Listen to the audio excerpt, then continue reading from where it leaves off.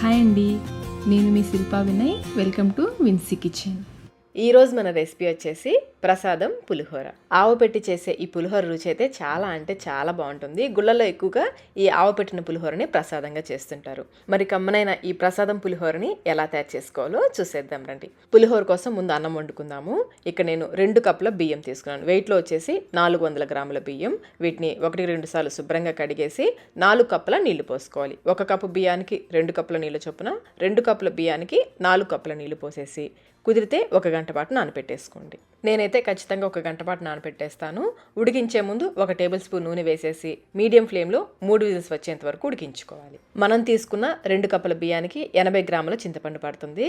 పెద్ద నిమ్మకాయ సైజ్ అంత చింతపండు 2 తీసుకోవాలి. 2 కప్పుల బియ్యానికి 2 తీసేసుకుని ఈ చింతపండుని శుభ్రం చేసేసుకుని ఒకసారి కడిగేసి 1 కప్పు వేడి నీళ్ళు పోసేసి ఒక 15 నిమిషాల పాటు నానపెట్టుకున్నామంటే చింతపండు నుంచి గుజ్జు ఈజీగా వచ్చేస్తుంది.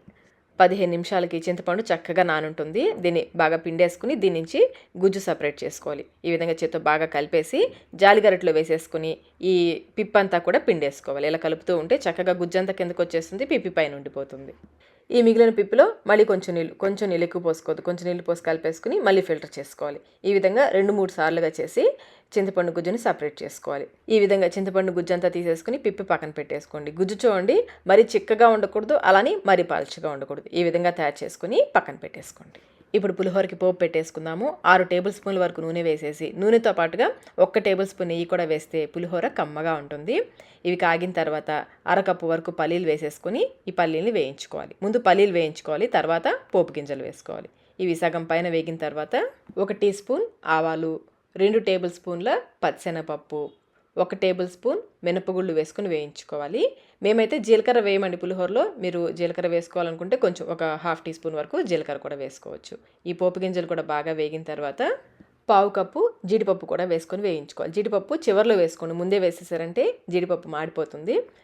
జీడిపప్పు కూడా ఎర్రగా వేగిన తర్వాత నూనె రాకుండా పప్పులు మాత్రమే ఒక గిన్నెలోకి తీసేసుకోండి. నేనైతే మొత్తం పప్పులు తీయట్లేదండి, 3 వంతులు పప్పులు తీసేసి మిగిలిన ఉంచేస్తున్నాను. వీటిని పక్కన పెట్టేసుకొని ఇప్పుడు ఇందులో 1 ఇంచు అల్లం ముక్కని బాగా సన్నగా తరిగి వేసుకోవాలి. అలాగే 7-8 పచ్చిమిర్చి చూడండి విధంగా మధ్యలో ఘాటు పెట్టుకొని వేసుకోవాలి. ఇలా ఘాటు పెట్టేసుకుని 7-8 పచ్చిమిర్చి, ఇంకా 4 ఎండుమిర్చి తుంపి వేసేసుకోండి. అలాగే కొంచెం కరివేపాకు కూడా వేసుకుని ఈ అల్లం పచ్చివాసన పోయేంత వరకు వేయించుకోవాలి. అల్లం పచ్చిమిర్చి బాగా వేగిపోయాయి కదా, ఇప్పుడు ఇందులో మనం తీసి పెట్టుకున్న చింతపండు గుజ్జు వేసేసుకోవాలి. ఇందులోనే 1 టీ స్పూన్ పసుపు, అలాగే రుచికి సరిపడినంత ఉప్పు. నేనైతే ఇక్కడ 2 టీ స్పూన్ల సాల్ట్ వేస్తున్నాను. ఇప్పుడు ఒకసారి అంతా బాగా కలిపేసుకుని ఇందులోనే 1 టేబుల్ స్పూన్ బెల్లం కూడా వేసుకోవాలి. బెల్లం వేయడం వల్ల పులిహోర కమ్మగా ఉంటుంది. మీరు వద్దనుకుంటే స్కిప్ చేసేయచ్చు, వేస్తే కనుక చాలా బాగుంటుంది. అంతా ఒకసారి బాగా కలిపేసుకుని లో మీడియం ఫ్లేమ్లో ఇది కొంచెం దగ్గర పడి నూనె సపరేట్ అయ్యేంత వరకు ఉడికించుకోవాలి. అడుగు పట్టుకోకుండా మధ్య మధ్యలో కలుపుకుంటూ ఉండాలి. ఇది దగ్గర పడే కొద్దీ చూడని విధంగా పైకి చిందుతూ ఉంటుంది. మూత పెట్టేసి ఉడికించుకోవాలి. ఇది బాగా దగ్గర పడి చూడండి, కన్సిస్టెన్సీ ఈ విధంగా ఉండాలి. అలానే మరీ చిక్కగా ఉడికించేదు, ఈ కన్సిస్టెన్సీ ఉండేలాగా చూసుకోవాలి. ఆయిల్ కూడా చూడండి అంచులకి సపరేట్ అయింది కదా, ఈ విధంగా ఆయిల్ సపరేట్ అవ్వాలి, చిక్కగా అవ్వాలి. ఈ విధంగా ఉడికించేసుకుని స్టవ్ ఆఫ్ చేసేసుకోండి. పులిహోర పేస్ట్ రెడీ అయిపోయింది. ఇప్పుడు మనం పులిహోరకి ఆవు పెట్టుకుందాము. మిక్సీ జార్లో 1 టీ స్పూన్ నిండుగా ఆవాలు, 2 ఎండుమిర్చి, కొంచెం ఉప్పు వేసుకుని గ్రైండ్ చేసుకోవాలి. ఇక్కడ నేను 1/2 టీ స్పూన్ కంటే కొంచెం తక్కువ ఉప్పు వేసేసి సాల్ట్ వేసేస్తున్నాను. ఈ విధంగా గ్రైండ్ చేసుకోవాలి. ఇప్పుడు ఈ పొడిని ఒక వెడల్పాటి పళ్ళెంలోకి, మనం పులిహోర ఏ ప్లేట్లోకి కలుపుకోవాలనుకుంటామో ఆ ప్లేట్లోకి ఈ విధంగా చల్లినట్లుగా వేసేసుకోండి. ఈ ఆవు పిండి పైన ఉడికించుకున్న వేడి అన్నం వేసుకోవాలి. కొంతమంది అయితే ఈ పొడిని పులిహోర పేస్ట్ చేశాక చివర్లో స్టవ్ ఆఫ్ చేసేసి చివర్లో కలుపుతారు. నేను ఎవరి దగ్గర అయితే ఈ రెసిపీ నేర్చుకున్నానో ఆ ఆంటీ అయితే ఇలాగే చేసేవారు. నేను మీకు ఆ రెసిపీ చూపిస్తున్నాను. ఆవు పిండిని ఈ విధంగా అన్నంతో కవర్ చేసేసుకొని ఈ అన్నాన్ని కొంచెం చల్లారనివ్వాలి. మనం అన్నం వండేటప్పుడు నూనె వేసి వండాం కదా, అందుకనే చక్కగా పొడిలాడుతుంది అన్నం. ఇది కొంచెం చల్లారిన తర్వాత మనం వేయించి పెట్టుకున్న పప్పులు, చింతపండు గుజ్జు వేసేసుకొని కలుపుకోవాలి. ఈ పప్పుల్ని చింతపండు గుజ్జుతో పాటు ఉడికించేసామంటే మెత్తగా అయిపోతాయండి. అందుకని కొన్ని పప్పులు తీసి పక్కన పెట్టేసుకుని ఈ విధంగా చివర్లో కలుపుకుంటే పులిహోర తినేటప్పుడు బాగా కరకరలాడుతూ ఉంటాయి పప్పులు. నేనైతే మొత్తం పేస్ట్ వేసేసానండి. మనం తీసుకున్న 2 కప్పుల బియ్యానికి 80 గ్రాముల చింతపండు కరెక్ట్గా సరిపోతుంది.